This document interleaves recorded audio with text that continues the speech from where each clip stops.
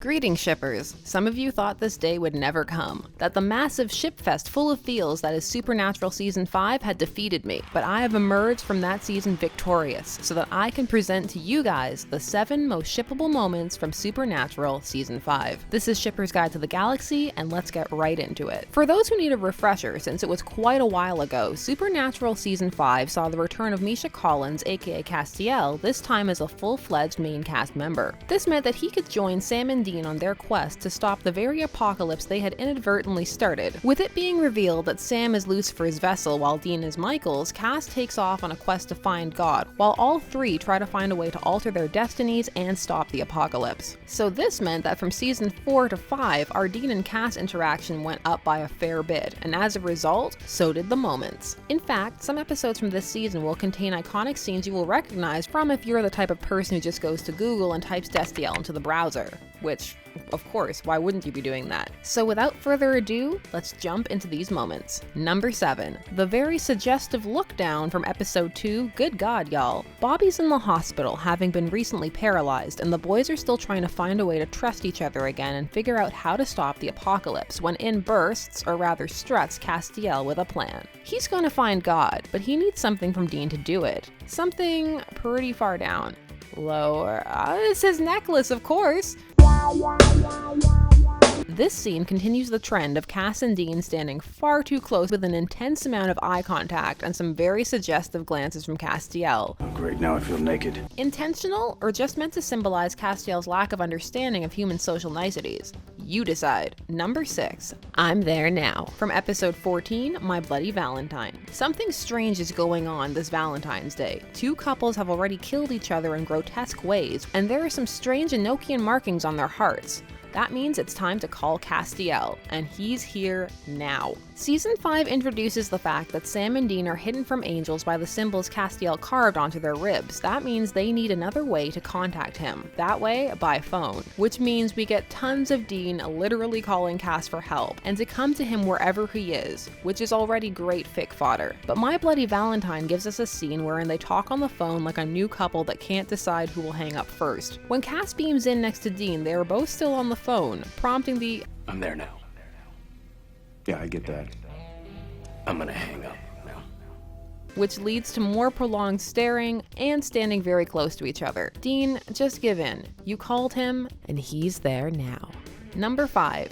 Cas helps Dean reassure Sam. From episode 13, the song remains the same. When your plans aren't working in the present, sometimes you just have to go back in time and try to erase your enemies right out of existence. And that's just what the angels intend to do, sending Anna back to kill Sam before he can be born, hence removing his capacity to be Lucifer's vessel. When Sam learns of this, he is understandably bummed, but wonders, do they have a point? He asks Cas if he thinks the angels' plan is any good, and while Cas is notorious for putting his foot in his mouth, one look from Dean has him rushing to reassure Sam that the plan has no merit. The fact that him and Dean have come so far on their shared wavelength and that he's willing to lie to protect Sam's feelings makes this one subtle but cool shippable moment. Number 4. What? I like Past You. From episode 4, The End. Oh man, this episode has become iconic over time. Dean is sent 5 years into the distant future of 2014 by the insufferable angel Zachariah. There he sees that in the future, not only is he a hard-drinking, angry, callous leader, but Cas is a stoned-out, orgy-having hippie. The idea of orgy-having Cas is great on its own, but the cutest moment comes during the meeting to decide on a plan of action to take out Samifer, wherein present Dean cannot stop cracking jokes, causing hippie Cas to keep smiling and laughing. When future Dean glares at him, he replies, "What? I like Past You." This moment works on many levels. 1. Solidifying Cas's affection for Dean, rough edges and all. Also, future Dean's objections. Are they annoyance at seeing his past self, or jealousy at seeing Cas be so unantagonistically affectionate towards him, as it is clear that the future two have a more authoritarian relationship? There are some great fics about this episode. I read one wherein Dean discovers that future Cas is sleeping with future Dean in exchange for drugs. So dark, but so good. If anyone knows the name of that fic, please point it my way, because I need it back in my life. What? I like past fics. Number 3. The sexual innuendo from episode 18, Point of No Return. Dean's given up on the mission to stop the apocalypse and feels like they are all just slaves to destiny, and he is utterly miserable about it, and that means it is time for snark.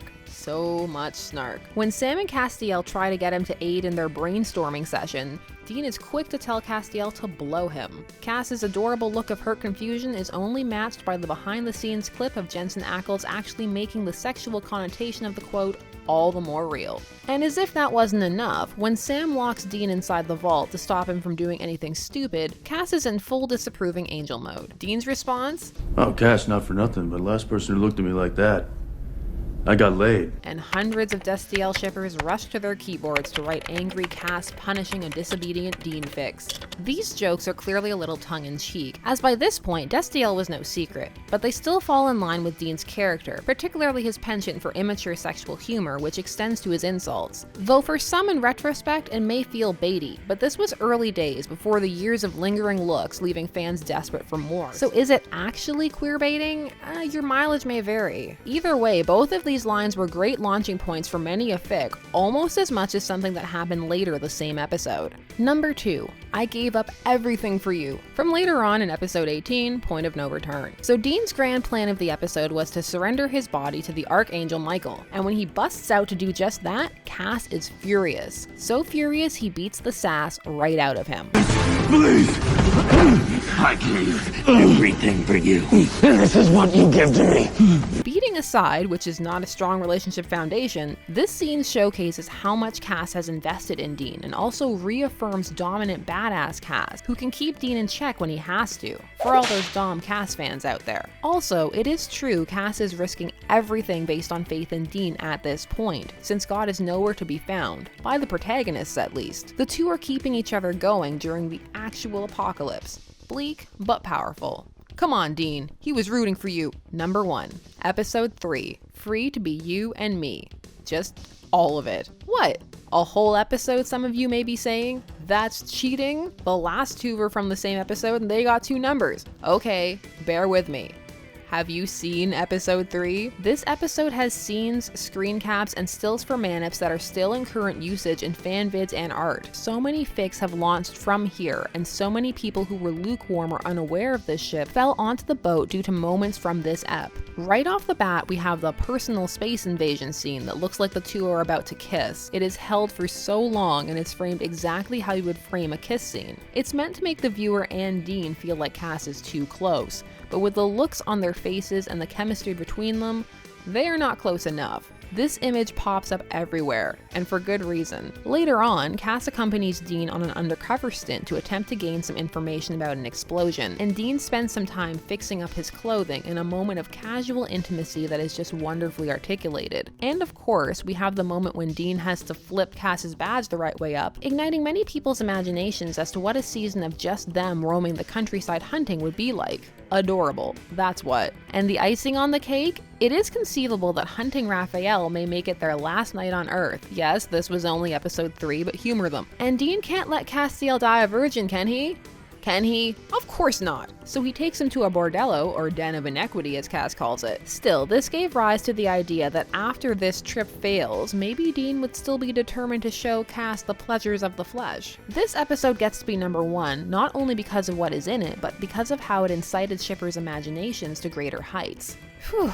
Season 5 was a lot of a lot. There were even more moments, of course, and some may have stood out more to you guys than others, so feel free to share your favorite moments from Season 5 down below. Maybe you were inspired by Dean threatening Gabriel unless he brought Cas back, or the finale where Dean tells Cas he sucks at goodbyes. Whatever your moment, share it below. They're all great. This was Shipper's Guide to the Galaxy. I hope you enjoyed this video. I sure enjoyed revisiting Season 5. Thanks for being so patient. I know this was a long time coming. Now, on to Season 6. Thanks so much for watching, and as always, check out social media to stay up to date, and as always, stay tuned, for there are as many ships out there as there are stars in the sky.